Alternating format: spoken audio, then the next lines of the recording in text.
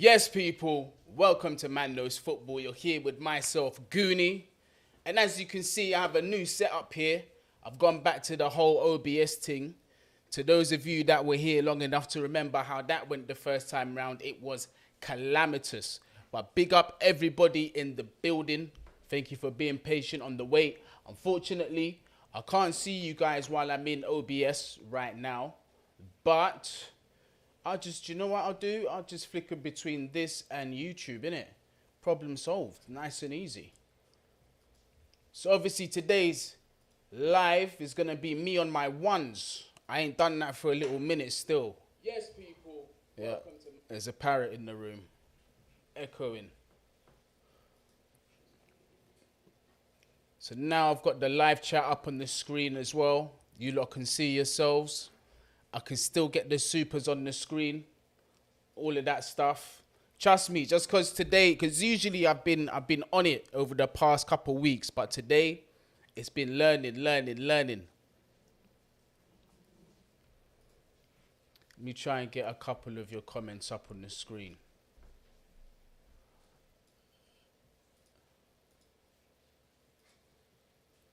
Let me shout out a couple, man. Big up Ra.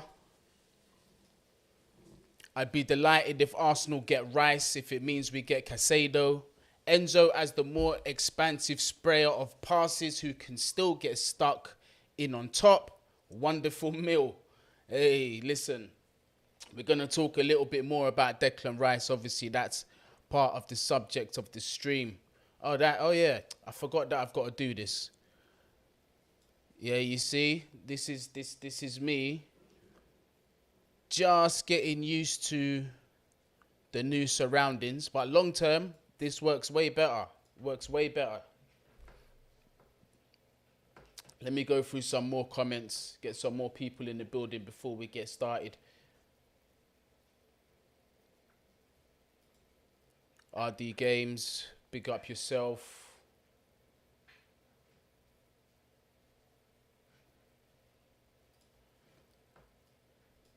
Rava, big up yourself as well. Just going to go through some shout outs. Let me know how many people are in the building, people.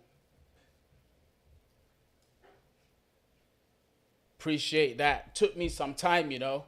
Took me time. I was like, you know what? We can't keep going with the same setup. Yeah. We're on the road to 20K now. We've got to start switching it up. We've got to get a little bit more customized. You lot miss me on that pod that much. Swear down. Talk to troops. Talk to Barstool. Yeah, I can't be arsed no more. No disrespect to my man, but it's long, innit? Like, it's not even being on the podcast that's long. It's everything around it. Yes, Samuel. I'm all good, bro. I'm all good. Man like Emilio, congratulations on reaching 15.1k subs. Yes, we made it. But the next one, as you can see here at the bottom of my screen, 20k subscribers. That's the number that we're going for. Man says, it's a shame that we can't get Enzo Fernandez. Well, you don't know, man. You don't know. Like, because listen, the 31st of January is still a long way away. My brother T. That, I see you. We still need the right back. We definitely need that right back. Let me just go in on the front end of YouTube and just see Wagwan, how we're doing in terms of people. Right, we got 77 people in the building. Smash the likes up. I would appreciate that. Yeah, let's get the likes up. Let's get us up in the algorithm so we can get this road to 20k going, people. Let's do that. You get me? So, do you know what? Let's just get right into it. Enough of the whole intros. Bigging up everybody in the building. Thank you all for jumping in on this thing. But I'm going to show off some of my new skills to you lot, yeah? So proud. You get me? Took me like time to learn this, but boom. There we go. Yeah? That's the first piece of news that we're going to be talking about. And that is from your man's Ben Jacobs. Yeah, Ben Jacobs has tweeted, Chelsea are actively exploring signing Moises Caicedo, although Brighton maintain no offers yet. told Chelsea will be prepared to pay 65 M's British pounds as well, plus. So they're willing to pay above 65 M's. So already, with that news, we are quite close to their valuation, people. Yeah, and that to me is very encouraging. It's super encouraging if you ask me. And it also goes on to say, Casado has new agents incoming, but they haven't started yet. This means Chelsea will likely go to Brighton first. Oh, I haven't done the transition thing yet, have I? Oh, I have. Oh, yeah, there we go. We're okay. You lot can see that. This means Chelsea will go likely to go to Brighton first. The challenge in January remains agreeing a fee, and Brighton will want significantly more than the 62 M's Chelsea agreed for Marc Cucurella. So, by no means is it going to be a cheap signing. But when we look at this relatively, yeah, for a January transfer, for what's really needed in this team, personally, I don't think it would hurt to make a bid, you know. Honestly, I really don't think it will hurt to make a bid, because we're light in that midfield position. He's a profile that some say he's Kante's heir, but to be fair, from what I've seen about Casado, right? Defensively, like as a midfielder, let's go through some of his traits as a midfielder. Casado, yes, still young, fits the profile that Todd Bowley and co are looking for, which is great. But the traits that we're looking for, he's a naturally defensively inclined midfielder. That doesn't mean that he's a DM. I say that he's still more of a box-to-box. He's got great positional awareness, great tackling, smart interceptions as well. Also quite good at progressing the ball when he gets it. Something that I will say, and it might upset a couple people, I think he's a lot better at Declan Rice than that transitional play. Yeah? He's not really like an elaborate dribbler. He doesn't like to overdo it. He prefers to give it to another player that is capable of doing so. Yeah? And that for me is music to my ears. Because now you've got somebody who is, by every sense of the word, a facilitator. Something that Jorginho is supposed to do, but unfortunately, due to his limitations, he's not able to do that. Something that Kante was able to do, because he was, listen, with Kante, he's an interesting profile, isn't it? He's like a very special type of player. He's not, for me, he's not a sitting DM. He's not disciplined enough to do that. He likes to roam around the pitch and sort of just win the ball wherever it goes. What they tell you in football when you train in England, especially when you're young, don't follow the ball. Don't chase the ball. You don't need to do that. I think Kante is one of the exceptions to that rule, where he just doesn't stop running and they're just like, yeah, that's Kante. You just got to let him do what he's doing. Do you know what I mean? So Kante, for me, the role's a little different. I think he's a bit of a special type of player. We definitely miss him. But does he have traits that are similar to N'Golo Kante? Absolutely. Absolutely. What we've been missing from N'Golo, not just the defensive stillness that he brings to Chelsea, it's also the transitional play that he brings too. Something that people don't really talk about. Kante, you know how much he loved to pick up that ball with his little self and just drive through that midfield forward and really just try and instigate an attack. Sometimes the final pass would let him down, and sometimes, surprisingly, you'd find him as the last man and trying to get the goal. Kante, special player. But it's like I said, once he does win the ball, he does like to try, and I'm talking about Casado, he does like to try and, advance in front, obviously play forward, something that we don't have at Chelsea. Do you know what I mean? We're tired of the sideways, backwards football players just hiding from responsibility. He's certainly not one, and I think he would be brilliant for a counter-pressing team. I think that's what Graham Potter's going for, in all honesty, counter-pressing football. And obviously, listen, he's played under this manager. The manager trusts him.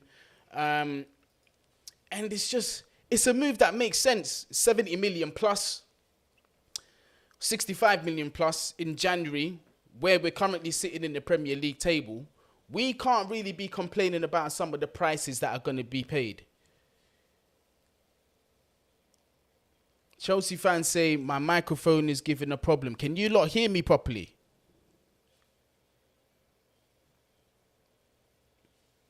Can you lot hear me properly?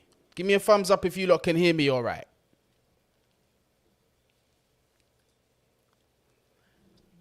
Chelsea are an elite club and we need elite players. Like, would Real Madrid and Bayern Munich go for Casado?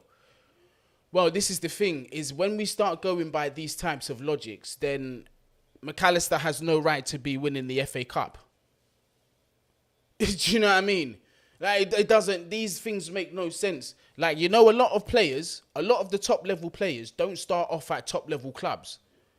They start off, some of them, they will start off in even non-league and they'll make it to the top. All of this, whatever club that you come from, it doesn't really matter.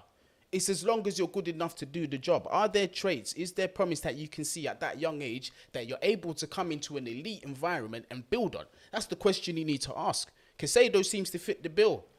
Do you know what I mean? He seems to fit that bill. And also as well, we're talking about a midfielder that could be here for the next, 7, 8, 9 years. Yeah, addressing a problem that we've desperately needed for the past 5 seasons. So me personally, I'm not complaining. I am not complaining. It's not Vivel. It's not just Vivel, it's Bowley. Casado right now and Enzo in the summer. Well, look, Enzo. The Enzo deal, I don't think he's done. I don't think it's over. I don't think it's over. But we'll talk about Enzo later. But this whole situation on Casado, I'm going to be definitely taking a look at it. Apparently, it's going to be one of our next transfers that we're going to be making. The priority now is midfield.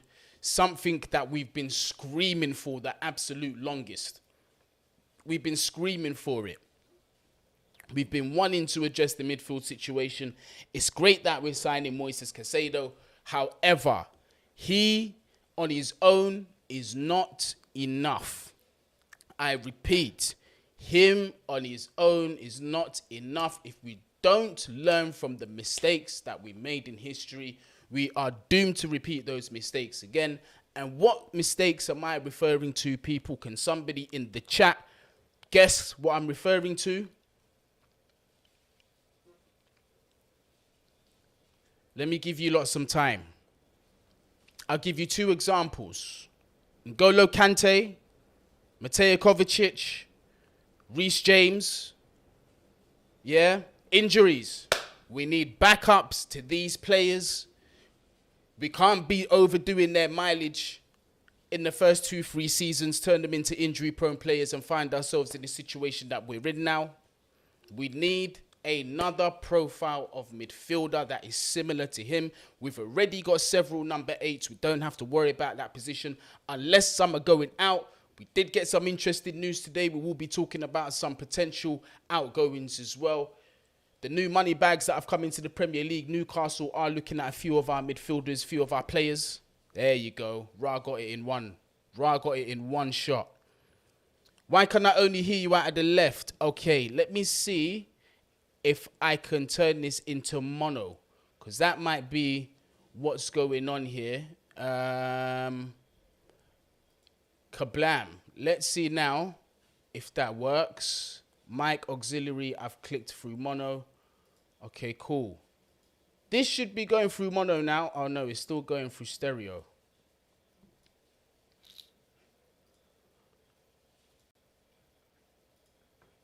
Still going through stereo. Sorry about that, people. I'm going to have to, when I get off this, because if I start doing this all now, it's going to interrupt the stream. I apologize. Oh, so is it stereo now?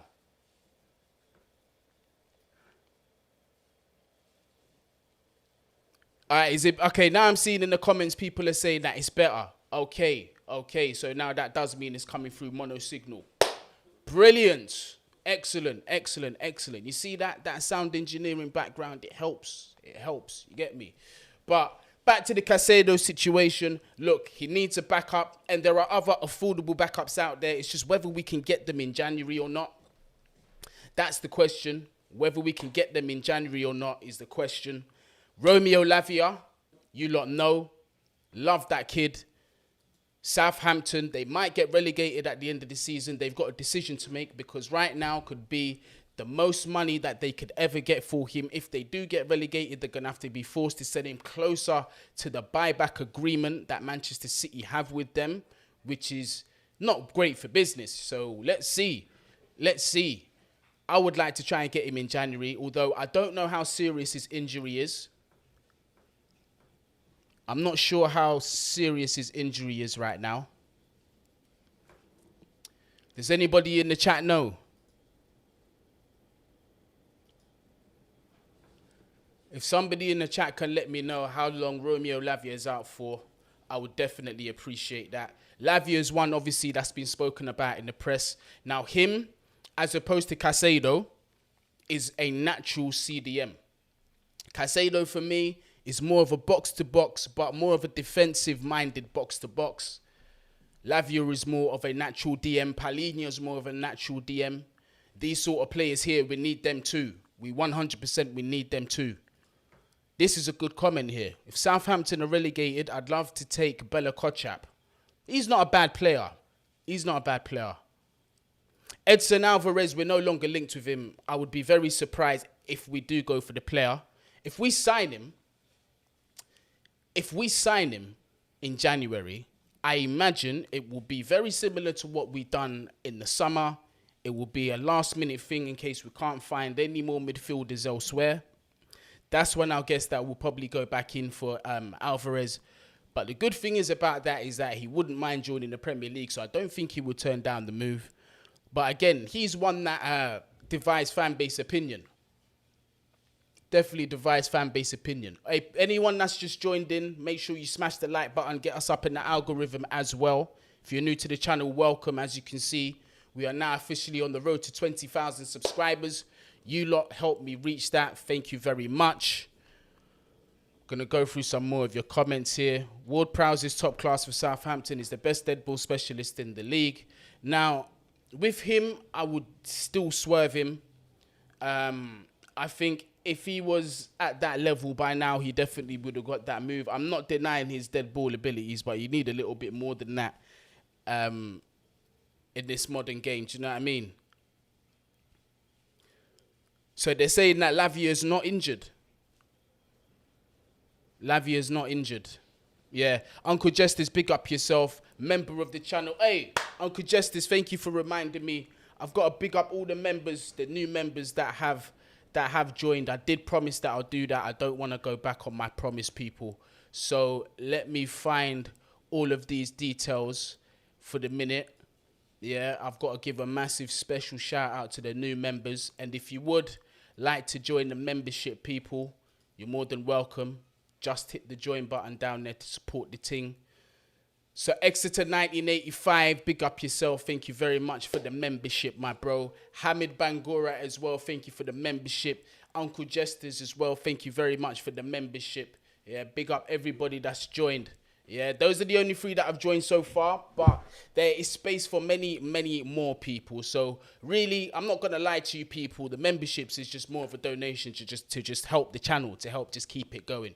Do you know what I mean? So like it would, I'd appreciate it. But outside of that, likes are just as important for me. Do you know what I mean? Subscriptions just as important, and just sharing the general content is just as important for me. But Uncle Jesters is definitely right here. Alvarez is not the type of defensive midfielder that Potter wants. Good. I actually got a question for you, Uncle Jesters. Do you reckon that Palhinha is more in that mold? And I know people keep hearing me shout his name, but I really like him.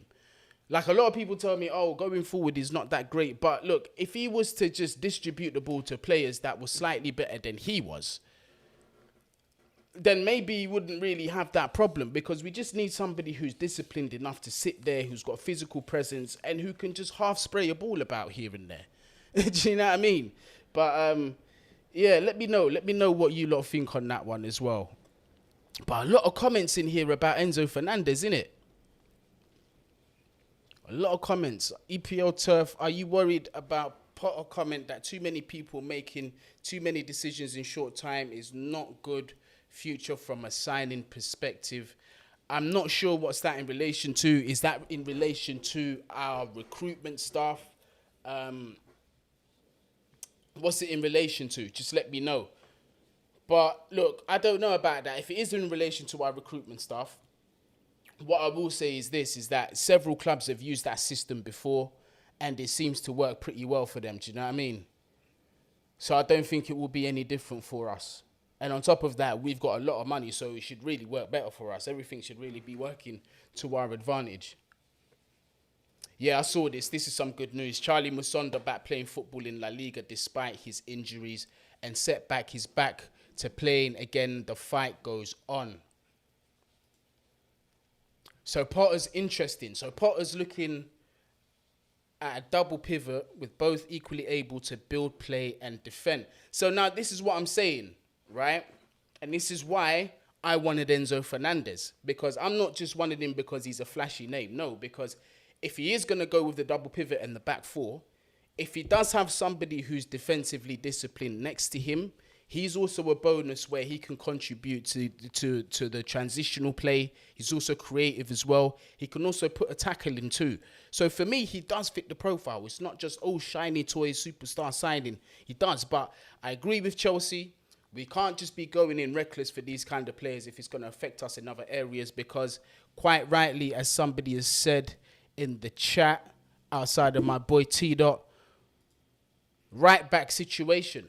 Now, I don't even know. I'm not sure if Porro is going to be the option for me. I'm not sure if... Well, no, for me he is. I would love him. I'd absolutely love him at Chelsea.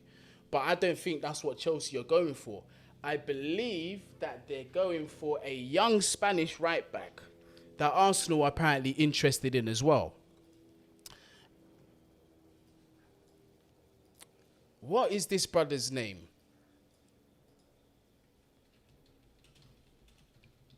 Fresneda or something. Yeah, that's it. Fresneda. I don't know too much about the kid. I really don't. I could not tell you anything about him. But apparently, he's somebody that we're looking at. And I believe that because he does fit the bill. Young player, up and coming, matches the young recruitment policy. And wouldn't really hinder Reece James's, you know, as people like to say, you know, wouldn't really hinder him starting games. But I think that's a massive fallacy, because if you think Reece James is one of the best right wing backs or right backs in the world, which I personally do, then these options shouldn't really be bothering him. Whether it's Pedro Porro, whether it's somebody, competition is healthy, he should still be able to play. So I'm with it. I'm definitely with it.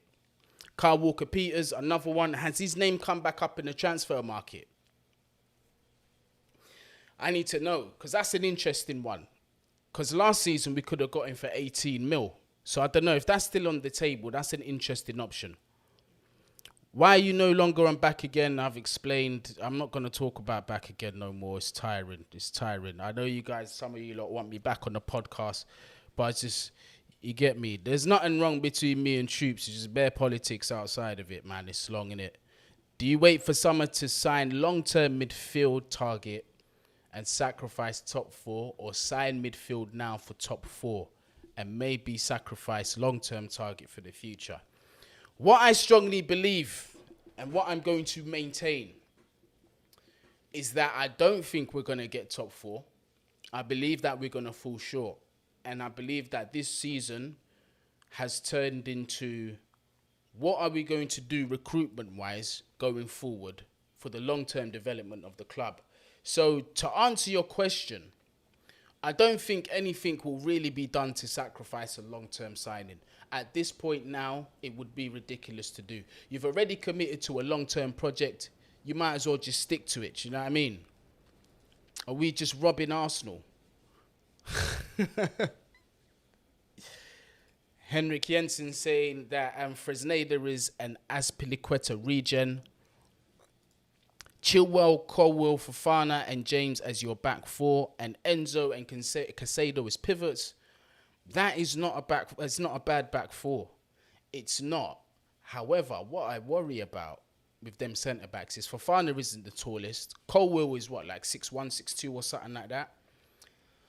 It'd be interesting because Badia Chile is at the club still, and I felt that he had a very good debut.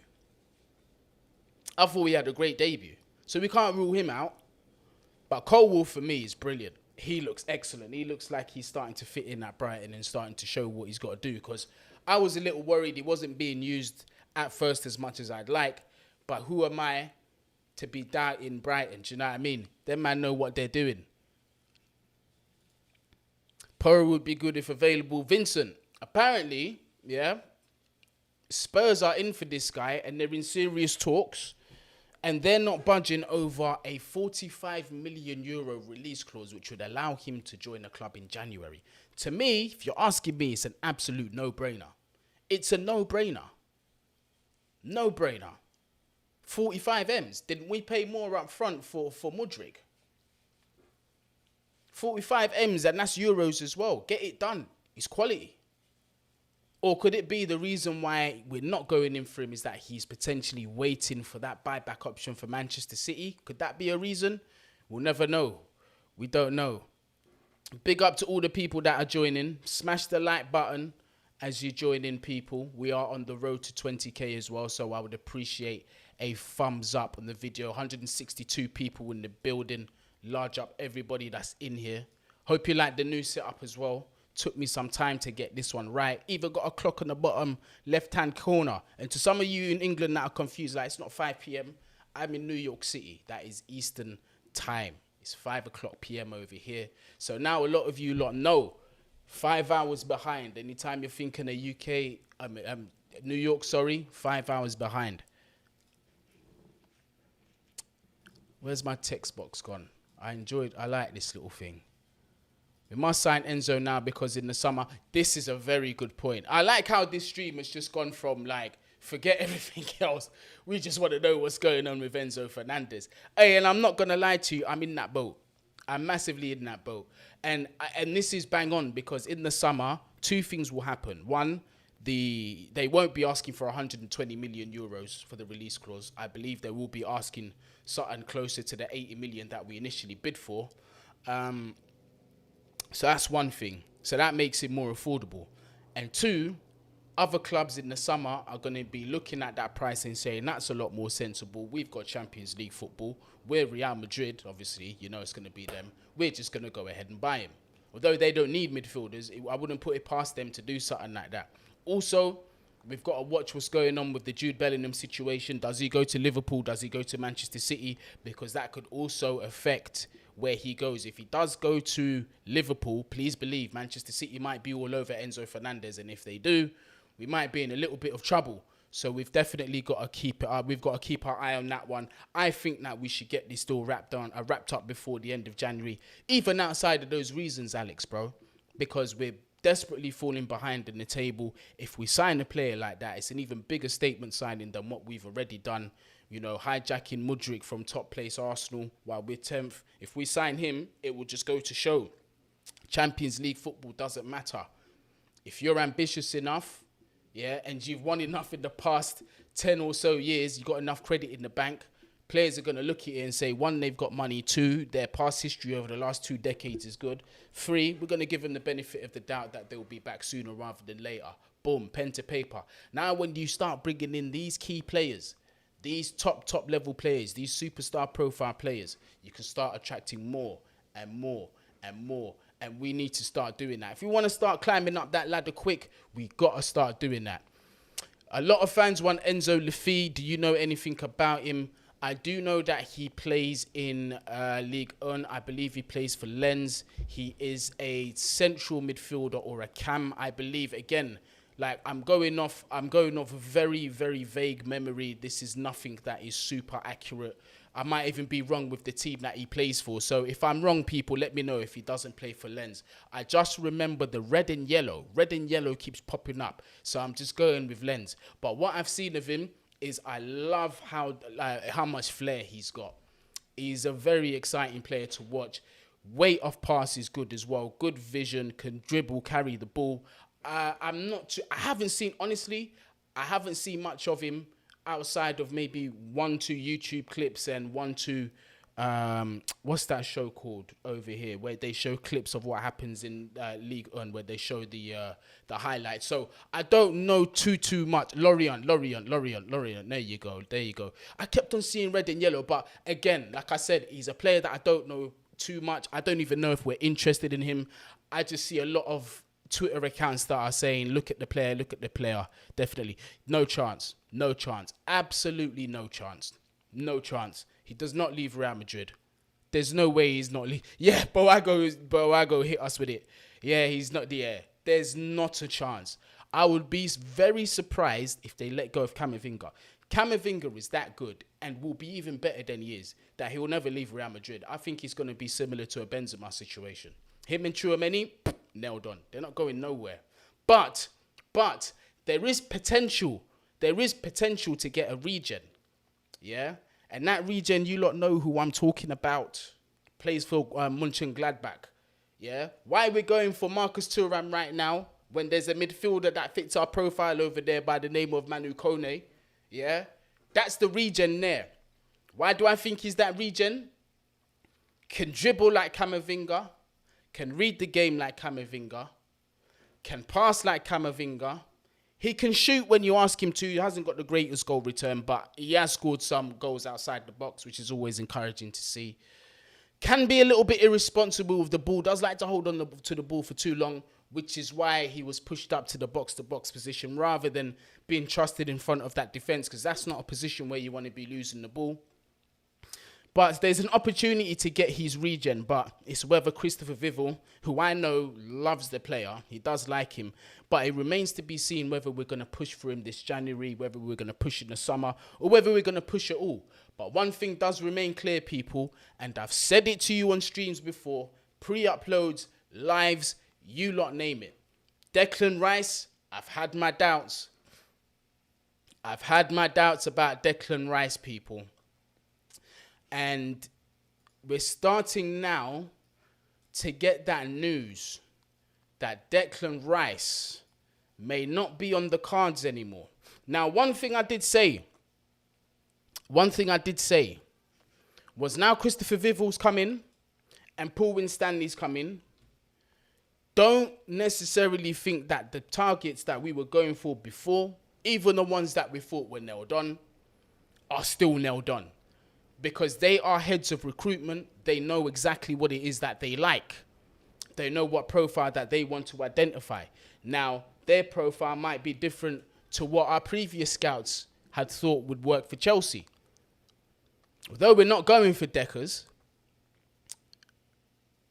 I'm not overly disappointed because the other profile of midfielders that we're looking at, potentially, could grow to be better than Deck. And there's one thing about Deck, because listen, don't get me wrong. I do like him. I do like him as a player. But in terms of on that transition and starting attacks, Casado is better than him at that. In terms of winning the ball back and reading play, Casado can do that too. So now that you've got those two, and we've needed something to, transition attacks so badly in between that midfield and defence, for me, it's not really a lose situation. As long as we're going to get someone within a profile that can develop on already good basics, we're going to be okay. Because now if we've got Enzo Fernandez coming in, that's another signing that you're adding to the... Oh, man, listen. Exciting times at Chelsea. Exciting times at Chelsea, potentially. We're just going to have to, we're going to have to just drag through this season and just hope for the best. Just hope for the best. But next season onwards, look, people, we've got to remember, all jokes aside,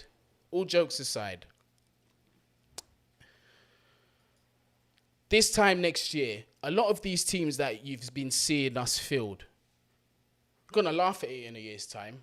Oh, do you remember when we was playing so-and-so right wing back? Do you remember when Koulibaly against Crystal Palace in the dying minutes was playing as a left back? Yeah? Oh, look at that. Those were struggling times. I prayed for times like this. That's what you're going to be hearing. Yeah? That's what's going to be hearing. That's what's going to be hearing. That's what you're going to be hearing. I'm telling you. Man said Enzo will cost 120 million. Nobody in the summer will pay it. Listen, Fraser, Mr. Man City, my brother.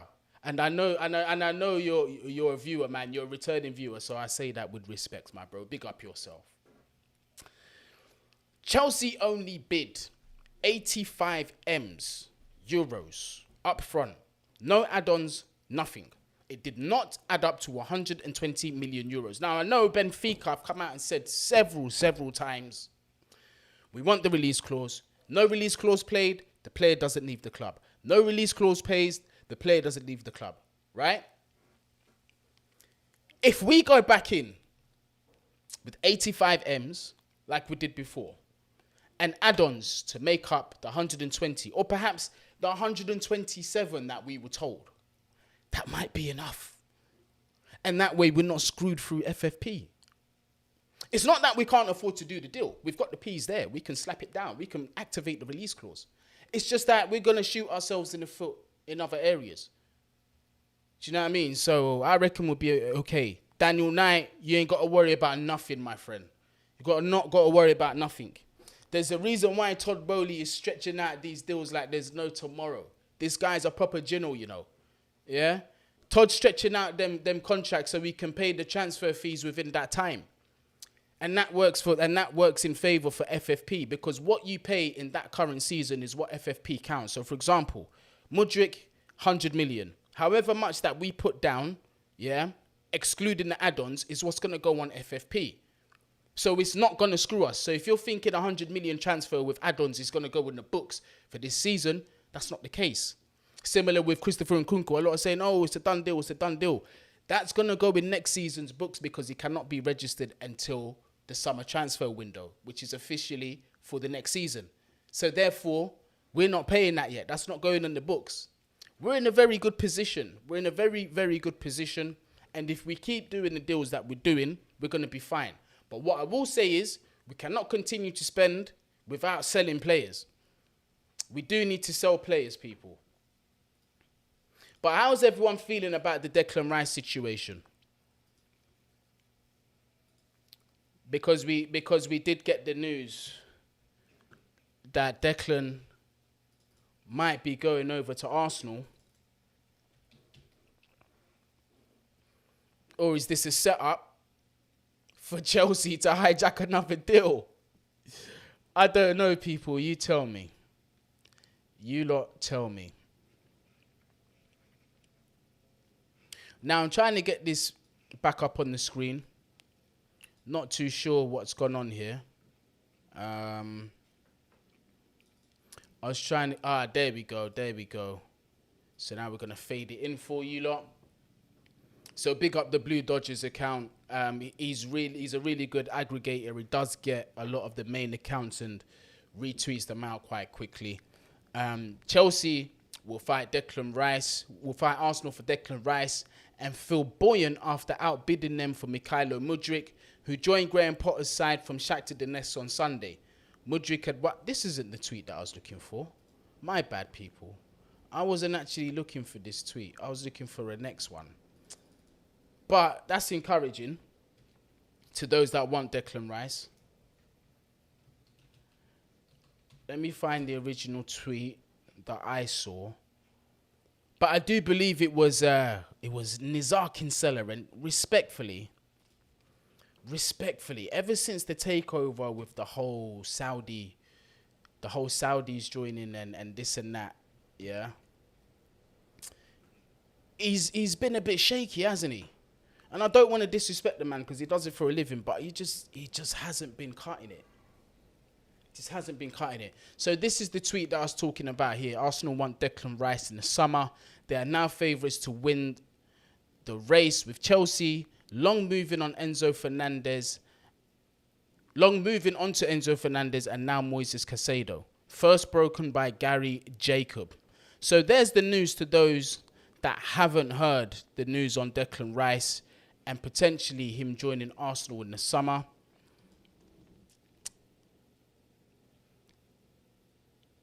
Just let me know how you feel about it. I mean, a lot of people have been saying that Declan is a little bit overrated and so on and so forth. I just want to know what you lot think. Oh, you didn't read it? Was it up there too quickly? All right, I'll put it up there one more time. Go on. I'll put it up there one more time for you. It's from Nizar Kinsella, like I said. Take it with a pinch of salt, respectfully. He's been a little bit hit and miss since the whole Chelsea takeover situation. But this is what was said.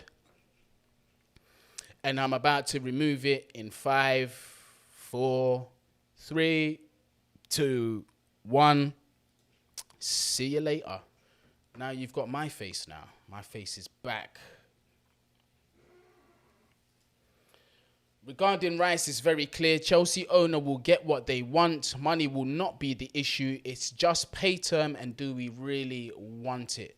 I think as well, yeah, West Ham are going to make life extremely difficult for us. And I've mentioned this to you before. Due to previous business and previous rivalries between the clubs, the previous business I'm talking about is Frank Lampard and how he turned out. I think that Chelsea, for them, in terms of their sell preference, is at the bottom of the pecking order.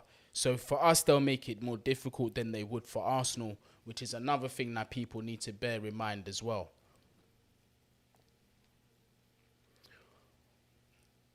$116 likes. Let's get us up to 200 likes. How many people have we got in the building? 197 people in the building. Big up all 197 of you. Smash up them likes. Also join the membership as well if you want to support the platform.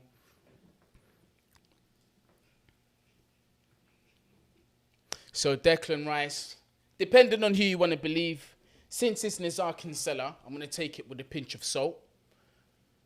Let's see.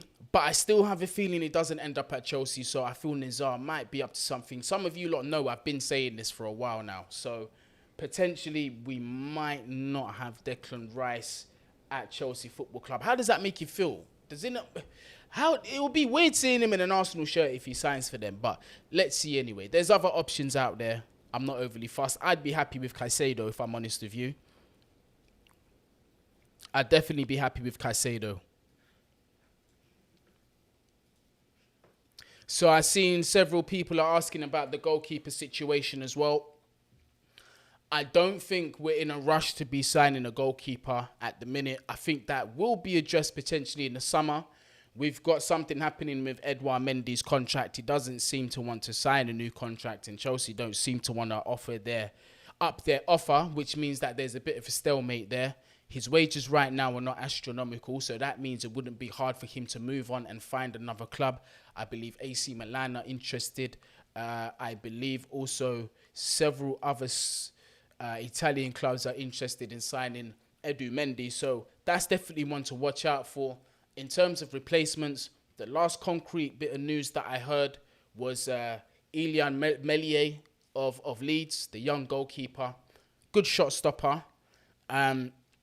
Distribution-wise, I have to keep a closer eye on it. But that's who I hear. I personally like Diogo Costa, but it was made aware to me that he's about 5'11", 6 foot tall, so not the tallest for a goalkeeper. He's got excellent distribution, though. Has got cat-like reflexes. But you see, my thing is PTSD.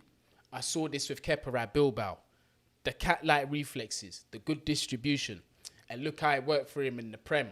So I'm a bit worried about him. I am a little bit worried about him.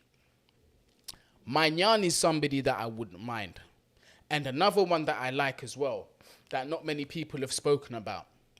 Gregor Kobel, the Dortmund goalkeeper. I like him. He's still young. He's still a little raw. He's got a lot to develop. But I think he's going to grow up to be a fine goalkeeper. I think he's going to be a really good goalkeeper.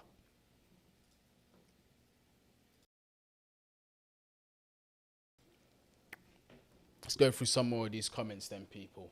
Let's get the likes up, people. Smash the likes, smash the likes. You can give it a try, and you can send me a DM in terms of business and all that stuff. It will take something very, very special to even move me. I'm just warning you now.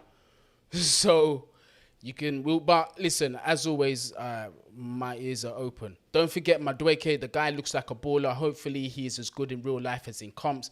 Henrik, you want to know what my worry is with Madueke? It's last season and this season combined, 43 games missed through injury. 8 games played this season. I love how direct he is. He's also a goal-scoring winger. Let's not forget that. He's also a goal-scoring winger. He's also a profile that we desperately miss. And I love the fact that Chelsea, in terms of the attackers that we've gone for, every single one of them have the capability of being direct and beating their man and not trying to hide like what we've recently seen. That's good. And he can do that. But do we really want to risk it with more potentially injury-prone players? Because Madueke clearly looks like he's injury-prone. 43 games. 43 games is a lot of games. Yeah, YB1 said it right.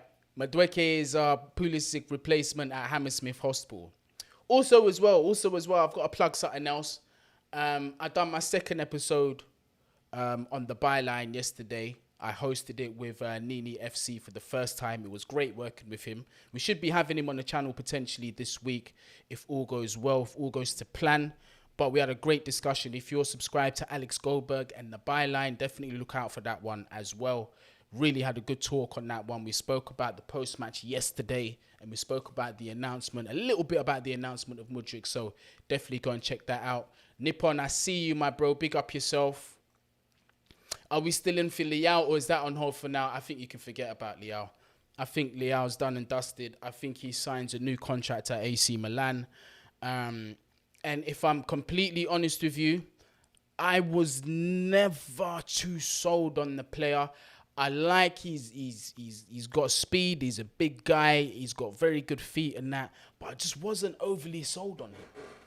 So maybe I'm wrong. Maybe I might be wrong. Maybe you lot don't agree with me, but I wasn't overly sold on Leao for that price as well. And I know AC Milan would have wanted a hell of a lot more than what Shakhtar wanted up front than what we gave them. So that was going to be a difficult deal. And I honestly think that Chelsea distanced themselves a while ago. What if you sign a player and he becomes injured? That's true. That's true. There's always the chance that, you know, that it's a small spell during the career where they suffer from injuries and they go on to be fine. Absolutely. I'm not disputing that, but it's just risk management here.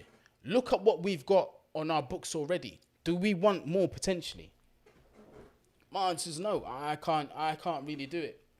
But the Madueke deal, apparently they're looking to something closer to what Cody Gakpo left for, £37.5 million.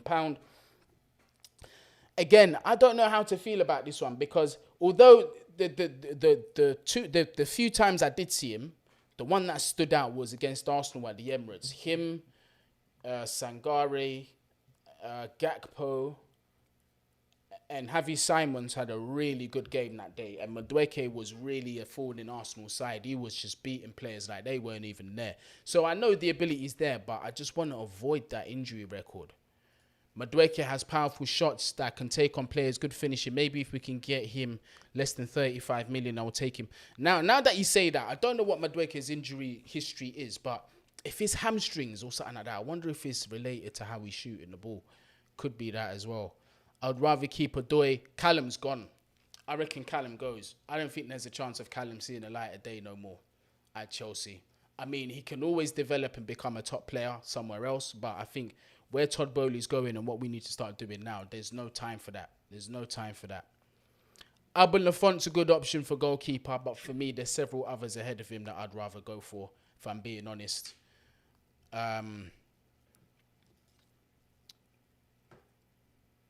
Yeah, you see, it's not always that easy.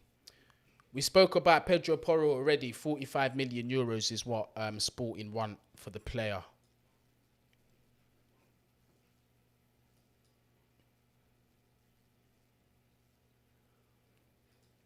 Amari's a funny one because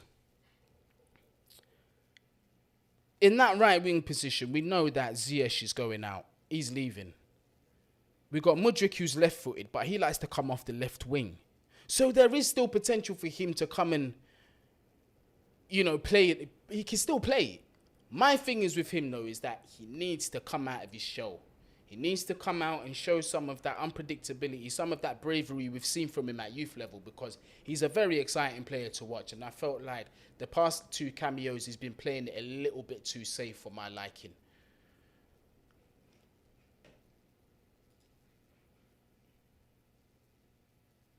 Big up everyone in here.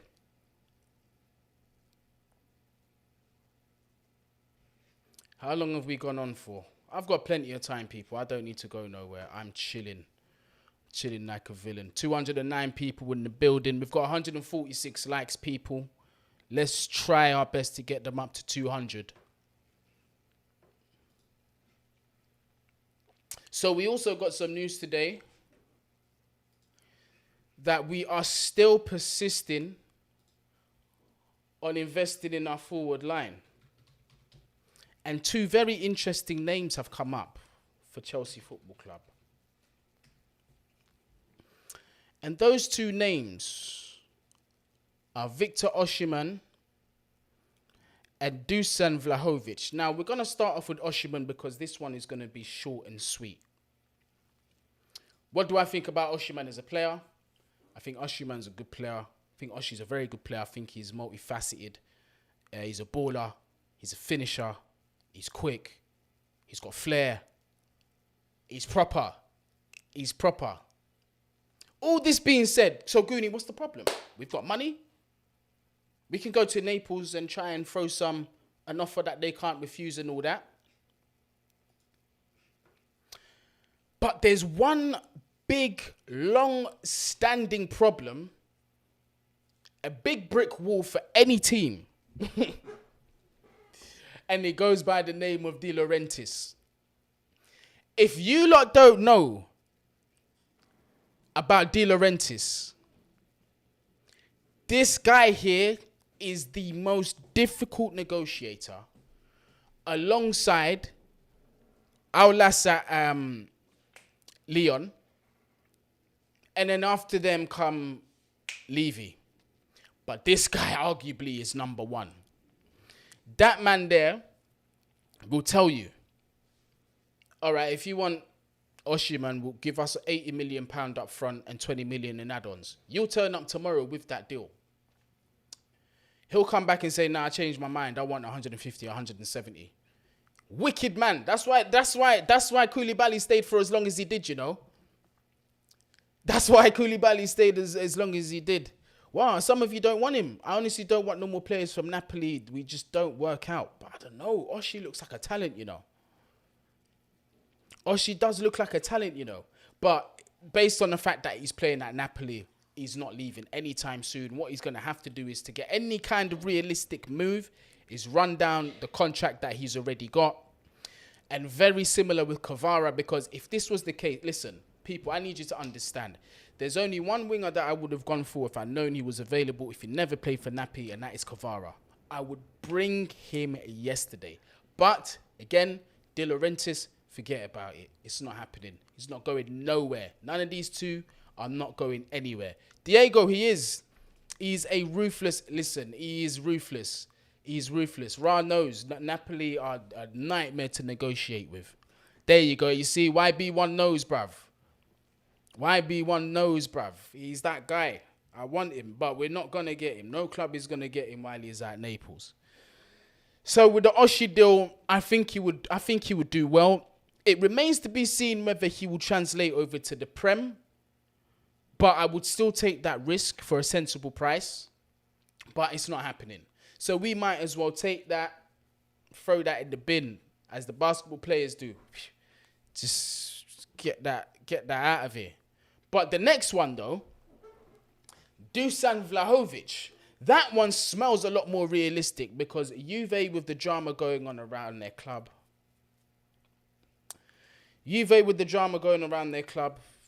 They look like they need to sell. I haven't been keeping up with what's going on with Juve. Last I heard is their entire board had absconded.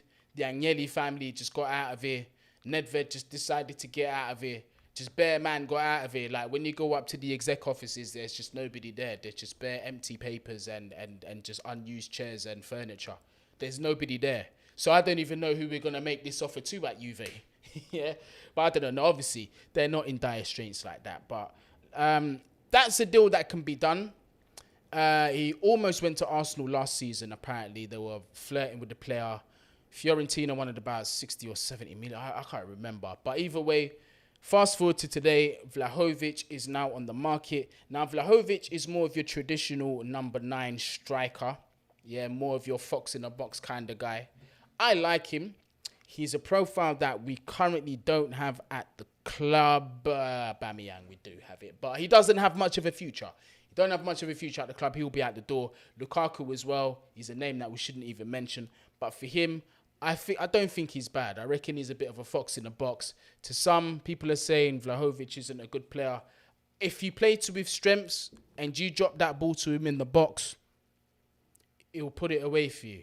I think he's all right. But again, with this one, if it's going to be a big deal that's going to be north of your 50, 60 millions, then I would try and stay away from it.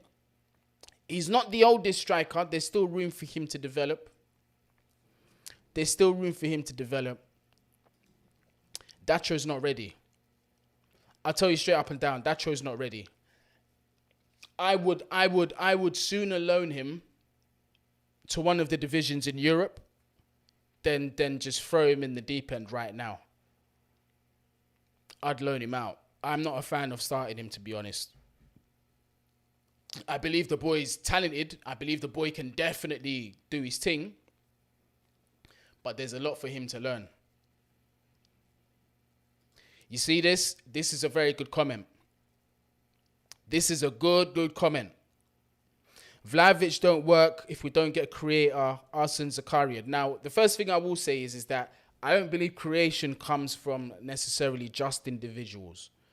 I believe that creation comes from the result of a balanced team as a whole, where you can create consistent chances. I'll say that. So if we get the squad balance right, and yes, we have a Zacharian or even an Enzo Fernandez type of profile in the midfield to feed him, let's not forget your Mudriks, your Nkunkus and them, man. He should feast. Absolutely, he should feast. He should.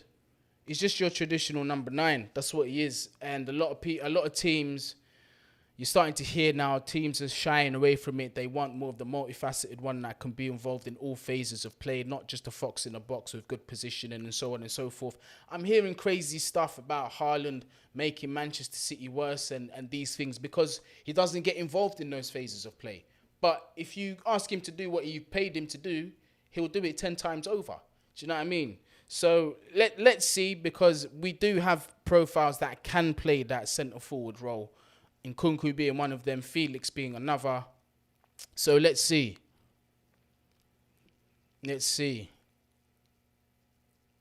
What's the priority? A number 9 or a number 10 type player to suit Potter's game? The priority right now is a CDM to balance the team. The priority right now is a right back. Yeah, not just a backup right back for Reece James, an actual proper right back that can play at a competitive level on all fronts. That's what we need. Then after that, I would say it's the goalkeeper situation or striker situation. For the sake of it, I'll say striker. So that comes kind of third for me in the pecking order. Do you know what I mean? Which physical DMs are there? Palhinha's no slouch. Although Caicedo is a box-to-box, he falls more under the Casado type of profile. And I don't know what's going on with him at Barca. Last I heard, he was going to leave so soon after being there, but I don't know what's going on there. Naturally, as a DM, Romeo Lavia, for me, he stands out head and shoulders. That's who I would love to have. But I respect that Lavia is also 18, 19 years old. He's also 18, 19 years old, so there's a lot of room for him to learn. And I think that if we do sign a Palhinha who's 26 ahead of him, it does relieve the pressure. And now you've got the best of both. Some experience, but not quite at the end of his career. Still some resale value for the player. And then you've got the younger that's underneath him, up and coming, promising, who's going to take his position in a few seasons' time. Because let's say if we do sign like a Palhinha, he stays for what, 4 seasons? Wow, Lavia learns. Lavia is 23 by then. So he goes, he steps in, boom. Are you excited for the next recruitment team after? I am excited. I'm excited. This is a good question. Do you think the pressure of high expectations from the people around Mount is getting to him, or the start of mental exhaustion? I think that Chelsea have failed this player in his development. The fact that he's been asked to play several different positions not given any consistency. Also has to suffer with the lack of squad balance. I think that's definitely hindered his development, and as a result, we're seeing what we're seeing now from Mace. How do we remedy this situation? It's two things. Us as fans, we need to stop saying that he's an elite player and he's the best out there, because he's not. He's not. We need to get behind him. And another thing is this, is that Graham Potter needs to sign a midfielder in front of him to take the pressure away from him, so he can come back into the form that we once saw. Because nobody can tell me that this is the Mason Mount we saw breaking into Frank Lampard's team, Champions League winning Mason Mount. It's not the same one. It's not the same one.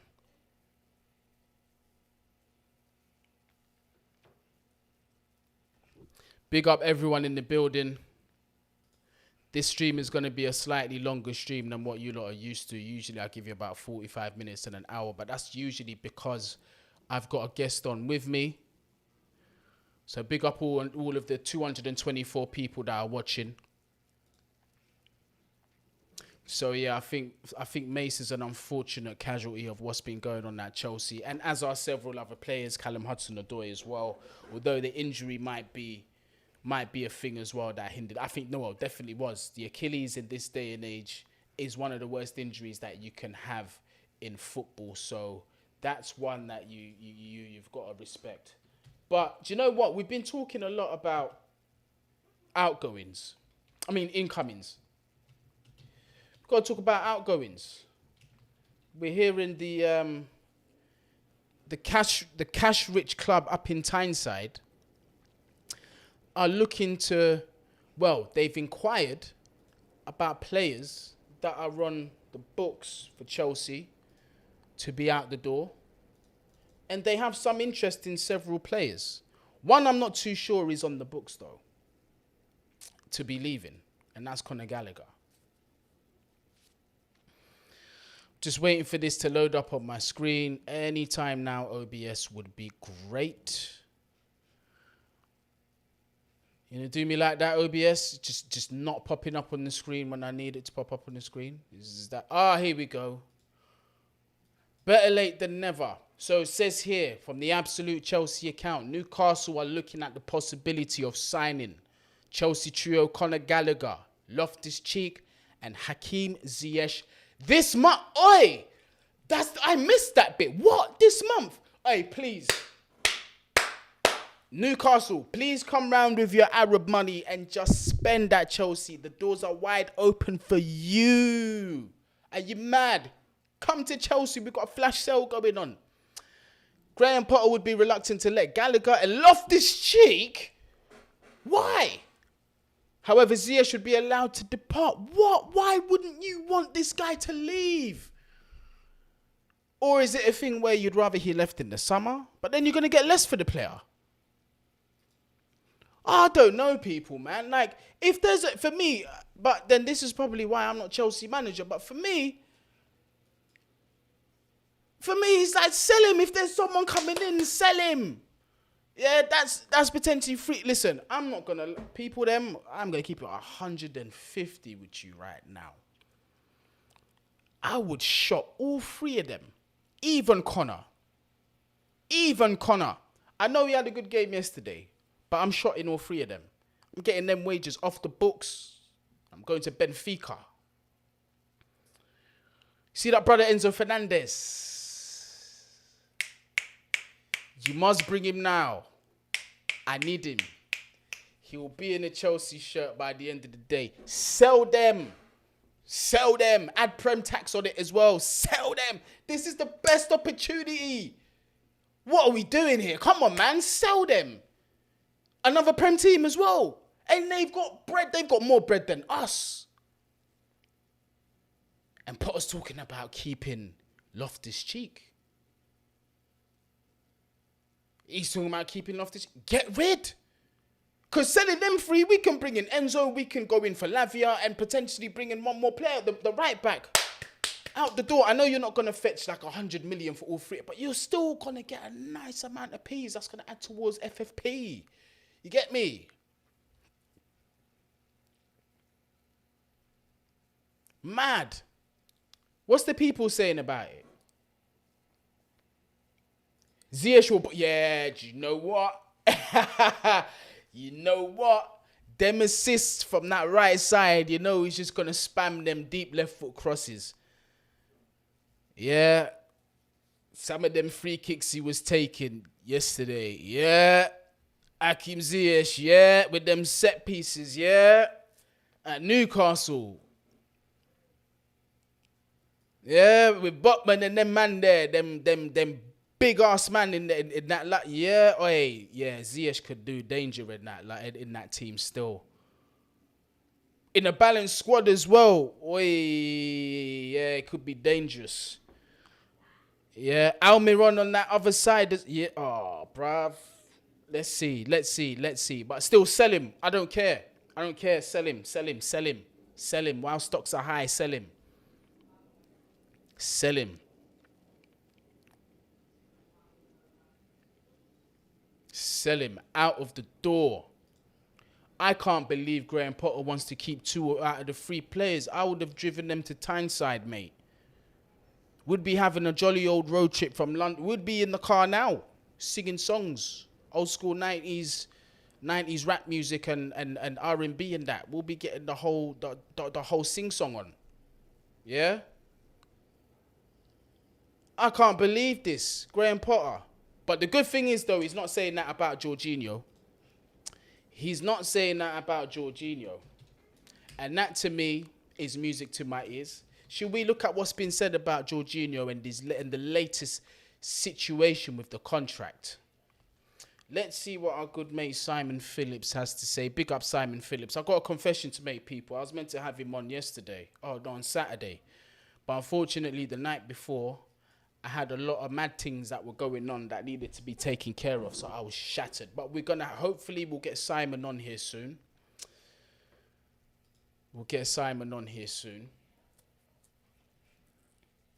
But apparently there is good news about Jorginho. And I have felt quietly confident about this, even though the past few weeks we've been seeing, oh, the club want to give him a new contract and this and that and the third. I have been quietly confident. And I think what's highlighted the Jorginho problem is what we've been seeing in that midfield. How we've just been getting exposed. The lack of physicality in that midfield. We just keep getting turned over and over and over and over again. Just keep getting turned over.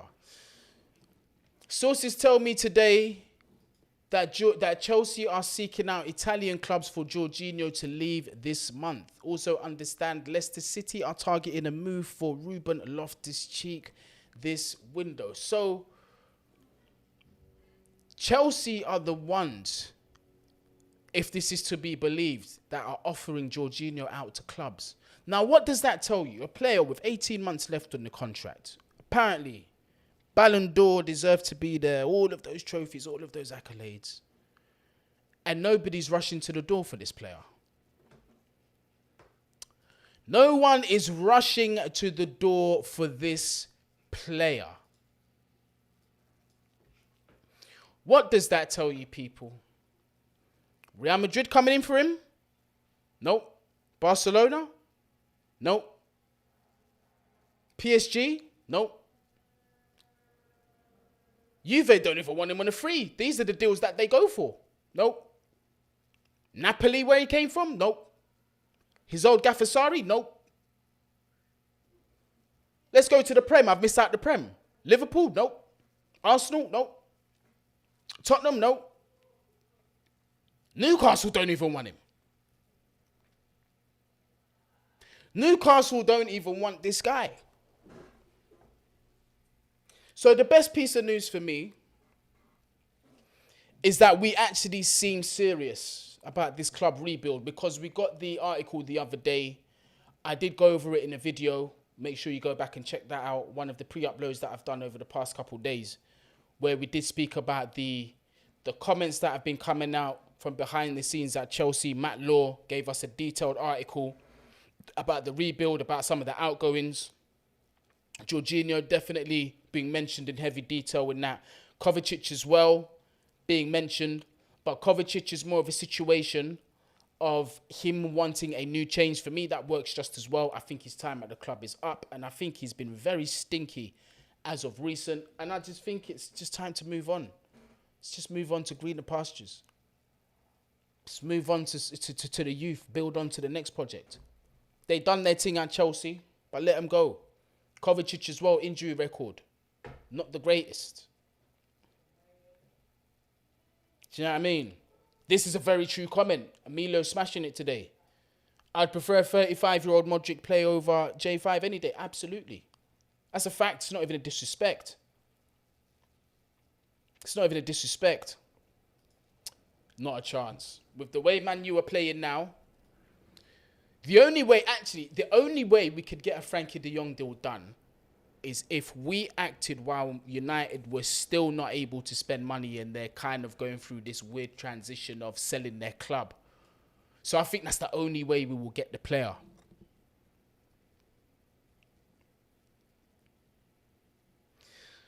So that's the only, but I don't see us doing it. And apparently Barcelona don't want to sell either. And to be honest, after everything we've done for that club,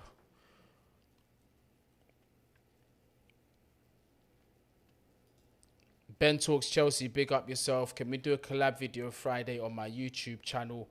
I'm not going to lie to you. I've taken up commitments to so many other platforms and stuff. I can't really commit to nothing at the minute. But if you do ask me, what I will be doing, I'll be doing a lot more individual live streams. And if you do ask me during them streams, you will find me at a time where I'll be available. I don't want to just brush man and say, nah, I can't do it, because you get me. You can always make time for something. But so just let me know. But as of now, my schedule is kind of mad still. Average Joe says, I would actually let Jorginho, Kovacic, Ziyech, Pulisic, Havertz, Aspi, Mount, Koulibaly all go in the summer, plus get money for selling Lukaku. I think we'd all love that. I think we would all love that. Some might be offended with the Mason Mount situation there, but I think a lot of us would appreciate the rest of them all going out of the door. Jorginho, I agree. Kovacic, I agree. Ziyech, I agree. Pulisic, I agree. Havertz, I agree. Azpilicueta, I fully agree. Mason Mount, for me, I don't agree just yet, but he's getting dangerously close for me. Koulibaly, in the same boat as Mount. Lukaku, you lot already know. People, we are on the road to 20,000 subscribers. I do have to keep reminding you, because if I do not remind you, it's going to take us longer to get to 20k subs. Keep smashing that subscribe button if you are new as well. Smash the likes if you're in the building. Get us up in the algorithm as well. And please continue to leave your thoughts in the chat. I'm reading through all of them. Big up to everybody who has joined the memberships as well, helping keeping the channel ticking. You get me? No one's buying Lukaku. We're stuck with him. Yeah, we are. We're stuck with him. We are stuck with him. Utterly stuck with that absolute waste man, Romelu Lukaku. I cannot stand him. Cannot stand him. Mount, I don't think will leave the club. I think Mason Mount stays. I think the ownership like him, because off the pitch as well, he's a big character. Very big character. He's liked. Remember, he's one of the Cobham core. So he'll get more chances than most players usually would. And like Shane, big up yourself.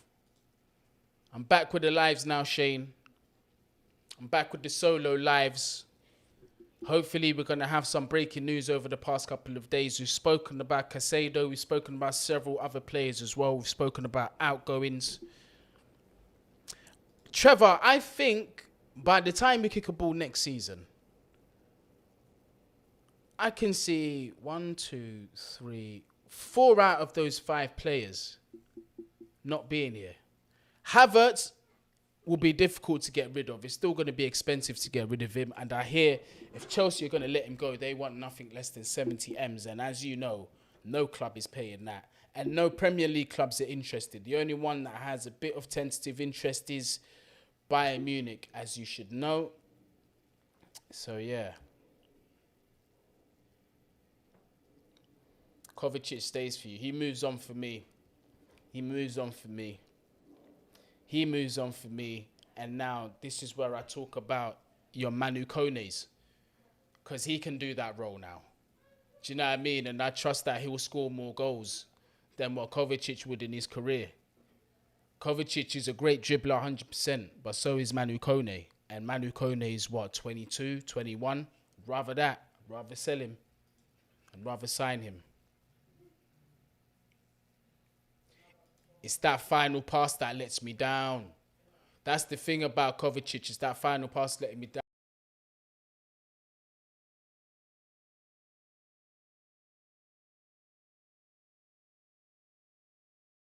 Sorry, just had to tell the kids. All right, sometimes they just get ahead of themselves and just want to make up bare noise. But big up the youths them. Yeah? The mini Goonies and that. The mini Goonies doing their thing. Yeah, nah, Pulisic, we need him out the door. We need him out the door, and I think his time's come. I think his time is over. My audio's gone. Nah, my audio should be back. I had to go on mute for just 1 second because I had to, you know, tell off the youths them. You get me? I had to tell them off for making up bare noise. But you know what? What we'll talk about real quick before we come to an end of the stream. Lewis Hall. Benoit Badia. I'm talking about some good positives of some youth that we don't necessarily have to pay for, and one that appears to be a shrewd signing. I am a big fan of what I saw from Benoit Badia on his debut. To those of you that have been subscribed to my channel, you will see that I did do a video mentioning some of his characteristics in the small sample size of games that I had seen him play for Monaco. Obviously, through a many watch and things of that nature, you do see other players. And what stood out to me at Monaco: composure, technical ability, unfazed on the press. Those were the three things that I wanted to see from him in his debut game, for me to at least get excited and say, those three characteristics ain't left in a league such as the Prem, in a jump to a team like Chelsea.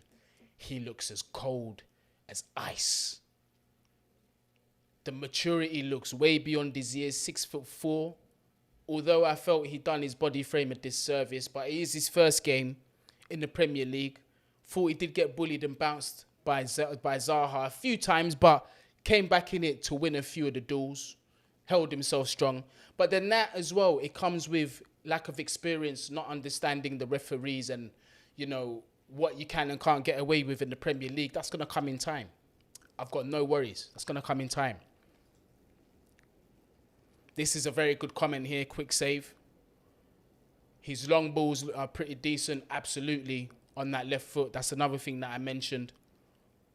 The transition from defence to attack is going to help us, and that massively relieves that pressure from Thiago Silva, who we used to see doing that all the time. Sometimes when he's got no options, he has to turn, play sideways, or he gets caught in possession. He's got another option next to him. And that's another thing, Thiago Silva. You can see that he looked relieved that he had a man next to him that he could trust. Because if I'm a senior player and I'm playing next to a player like Badia who's so young, I'm getting worried. We're getting bad results. He's jumping in the deep end. He looked like he trusted every minute of him being on the pitch next to him. So I liked him. I really did like him. But then there's the other youngster, Lewis Hall. For me, he started the game slow, but he showed me something that I purposely look for in young players. There's no young player in the world that's going to be consistent and never have a bad game. Form goes up like this sometimes with young players, but that's why you can give them patience. That's why they're young. They're there to learn. The opening of the game, I felt he was very sloppy, felt he lost possession one too many times, felt he was being brave, but a couple of his risks weren't really paying off. He was being dispossessed. How many times in situations, not just with young players, but even with senior players, have we seen them just slowly disappear and turn into passengers in the game? Knocks off their confidence. Start playing within themselves. Too safe. Sideways, backwards passes. he wasn't like that. He was nothing like that. And I love that about the player. I absolutely love that about the kid. He kept on trying, kept on going. Yes, he should have got his goal. He definitely should have got his goal. But he kept on trying. He was successful, beating his man, confident, that youthful exuberance that he has, bursted into that box, trying to play cutbacks, trying to play drill crosses in the box, doing everything right, keeping Elise and Zaha whoever was on that side, because you know Crystal Palace's attack is fluid, they like to interchange, keeping them back so they always had to think about him in mind, so they weren't able to push up as far as they would have liked. You need that in a player. Definitely need that in a player. All I'm saying is if we're playing players based on merit, Lewis Hall has been our best performing left back. I'm sorry to say. He's been performing better than Cucurella. And I have been saying Cucurella should not be comfortable with that first team position because there's a kid called Lewis Hall behind him who is coming for his spot. I'm glad Graham Potter is actually doing it.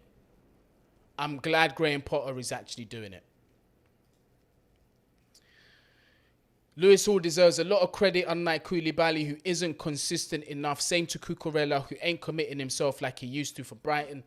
I'm not gonna be overly harsh with him, but we can't deny his form. His form has been stinky. Definitely has been stinky, people. But again, he's walking into a team that's been stinky. He's gonna suffer. His gaffer's suffered. Everybody suffered in the team. Have we had any standout performers? Reece James, yes. But outside of him, not really. Not really. Let me go through a couple more comments. Smash the like button while you're in here. Let's get them likes up. We're at 188 likes. Just need 12 more for another 200. Hit that join button to join the membership to support the channel as well. If you're watching after, if you're watching after, please make sure you leave your thoughts in the comments. I do like to go through them. Road to 20k. Hit that subscribe button. I'm also contributing to the chat. Whoops. Boom. So I should be able to bring that up any minute now.